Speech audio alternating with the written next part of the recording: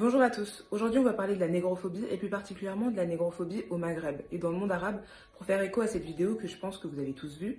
Espèce de négresse, espèce de sale noir, personne te touche même avec un bâton. Pendant 800 ans, vous a vendu comme du bétail.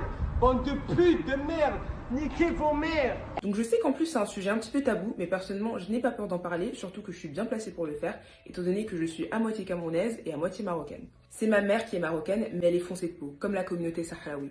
Et pendant toute sa jeunesse, elle a été victime de racisme, de colorisme. On disait que ses cheveux, c'était les cheveux hash, c'est-à-dire des cheveux crépus, mais dans un sens assez péjoratif.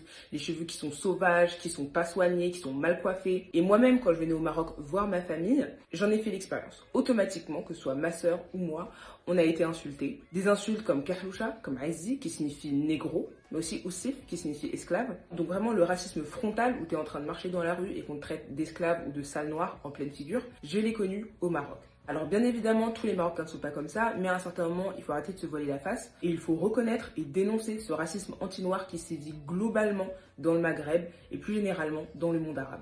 Parce qu'il faut réaliser une chose, on parle souvent de la traite occidentale qui a duré près de 3 siècles, mais on oublie souvent de parler de la traite négrière dans le monde arabe qui, elle, a duré plus de 13 siècles. Je ne sais pas si vous étiez au courant, mais l'abolition de l'esclavage en Arabie Saoudite ne date que depuis 1962. Ça fait moins de 60 ans. Donc le fait que dans le monde arabe, t'entends souvent des gens désigner des noirs en disant Oussif, qui signifie esclave, ou Aïzi, qui signifie négro, en fait c'est pas un hasard. En Tunisie par exemple, il faut savoir que les Tunisiens noirs, descendants d'esclaves, portent encore sur leur pièce d'identité le nom Atig, qui signifie affranchi par. Donc ton nom de famille, ça peut être Atig Ali, donc par exemple affranchi par Ali. Je ne sais pas si vous vous rendez compte. Ce n'est qu'en 2020, après des années de procédure, qu'il y a eu le premier jugement favorable permettant à un Tunisien noir et toute sa famille d'enfin retirer le nom Atig de leur papier d'identité. C'est la fameuse affaire Hamden Dali. Je vous mettrai des liens d'articles dans la description. Et donc ce n'est pas un hasard si ces dernières années, on a vu des images choquantes d'esclavagisme, de marché de vente d'esclaves en Libye notamment.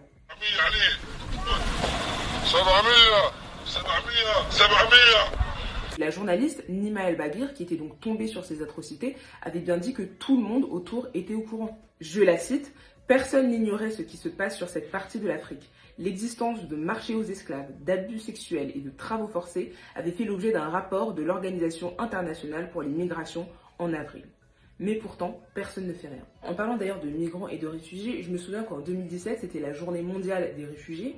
Et en Algérie, quel était le hashtag qui était en top tweet? C'était le hashtag non aux Africains en Algérie.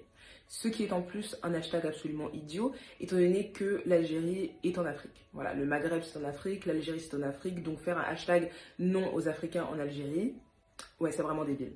Mais plus sérieusement, il faut aussi rajouter que le gouvernement algérien a plusieurs fois été épinglé pour leur chasse aux migrants totalement illégale, où des militaires algériens prennent des migrants qu'ils ont capturés pour les jeter illégalement en plein milieu du Sahara. Là aussi, je vous mettrai les articles dans la légende.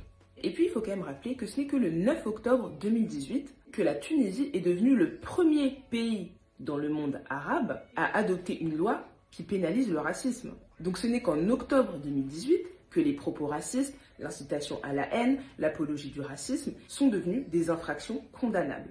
Et pour l'Algérie, la pénalisation des discours racistes, ça date depuis avril 2020.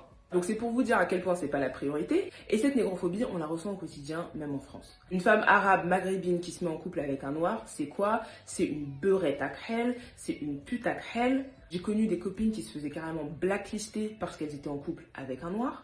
Et bien évidemment, au pays, c'est encore pire. Je connais des familles au Maroc qui ont refusé que leur fille épouse un homme noir. Et quand t'es un homme et que tu te maries avec une noire, c'est l'archouma parce que ça veut dire que tu te maries avec une servante, genre t'es complètement désespéré, qu'est-ce que tu fais? Alors Dieu merci, il y a des familles où ça ne se passe pas comme ça. Dieu merci, il y a des Arabes et des Maghrébins qui ne sont pas du tout comme ça et qui sont au contraire les premiers à s'énerver contre leur propre communauté, à condamner le racisme dans leur communauté. Mais justement, continuons à en parler en fait. Continuons à dénoncer jusqu'à ce que ça change parce que ça doit changer. Parce que ce genre de propos, ce genre d'images sont tout simplement insoutenables. Espèce de négresse, Espèce de sale noir, personne te touche même avec un bâton. Et puis pour revenir sur la vague de négrophobie de ces derniers jours, que ce soit le meurtre de Youssoufa qui a été assassiné par un groupe d'Arméniens, l'agression d'un livreur, un homme qui se fait écraser par une voiture sur les champs, ou encore ce couple traité de sale nègre par le propriétaire raciste de l'Airbnb The Marie-Antoinette suite au Golden Triangle. Vous avez dit que j'étais un mais vous gardez l'argent du en fait, vous êtes marrant, monsieur.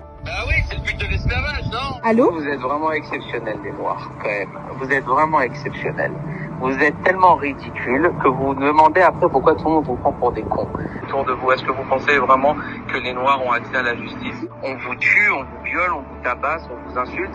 Est-ce qu'une fois un policier s'est fait condamner pour avoir tabassé un Noir? Non. Tout à fait, d'accord. Vous pensez vraiment que quelqu'un qui a insulté sur un coup de nerf votre ami de sa risque quelque chose aujourd'hui? J'ai deux choses à dire. La première chose, c'est qu'il ne faut pas que ça atteigne votre morale. Je sais que c'est difficile, croyez-moi, là je rentre de 3 mois en Afrique, j'avais enfin trouvé la paix intérieure, je rentre à Paris, je prends toutes ces nouvelles atroces dans la figure. Donc je sais à quel point c'est dur de voir toutes ces images choquantes, toutes ces images de violence, toutes ces images de racisme à longueur de journée. Mais il ne faut vraiment pas que ça vous atteigne, il faut que vous gardiez la tête haute, restez concentrés et avancez. C'est vraiment le plus important. Ne laissez surtout pas le racisme, la violence et la stupidité des autres vous démotiver et vous faire baisser la tête. C'est hors de question. Et maintenant la deuxième chose, c'est toujours réagir immédiatement. Je ne le dis jamais assez, à chaque fois que quelque chose de grave se produit, n'hésitez pas à filmer, à poster, à donner un maximum d'informations. Parce qu'on l'a bien vu de nos jours, c'est les réseaux sociaux qui font que la police s'intéresse à une affaire. Donc là, typiquement, ce qui s'est passé à Cergy, grâce à nos signalements, grâce notamment aussi à la LDNA qui est venue sur place et qui a milité, le restaurant Brasco de Cergy a été fermé pour le moment. Et l'individu violent et raciste est actuellement recherché par la police et une enquête a été ouverte. C'est la même chose avec le Airbnb dont le propriétaire avait été ouvertement et violemment raciste avec 2 clients. Et bien après nos signalements, ce Airbnb a disparu du site Airbnb. Donc j'espère que le propriétaire de cet Airbnb qui s'amusait donc à dire à ses clients que les Noirs sont des nègres qui ne comprennent rien et que la police n'en a strictement rien à foutre de nous, et bien j'espère que ce propriétaire comprendra qu'il y a d'autres moyens de se faire entendre.